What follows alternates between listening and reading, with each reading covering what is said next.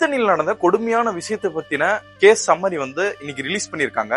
அதாவது அன்னைக்கு என்ன நடந்திருக்குன்னா, டிசம்பர் 27 அன்னைக்கு ஒடிசாவை சேர்ந்த சூரஜ்னு சொல்லப்படுற 20 வயசு தக்க வாலிபர் வந்து சென்னையில இருந்து திருத்தணி போற ட்ரெயின்ல வந்து டிராவல் பண்ணியிருக்காரு. அப்போ திருத்தணியை சேர்ந்த 2 பேரும் அரக்கோணத்தை சேர்ந்த 2 பேரும் இவர்கிட்ட வந்து பிரச்சனை பண்ணிருக்காங்க. பிரச்சனை பண்ணதை வந்து வீடியோவாவே எடுத்திருக்காங்க.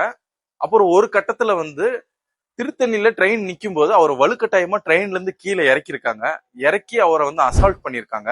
இதுல ரொம்பவுமே கொடுமையான விஷயம் என்னன்னா, அவர் அந்த பட்டா கத்தியால தாக்குன விஷயத்த வந்து வீடியோவை எடுத்த அவங்க உடனே வந்து சோசியல் மீடியால அப்லோட் பண்ணி அதை ரசிச்சுட்டு இருக்காங்க.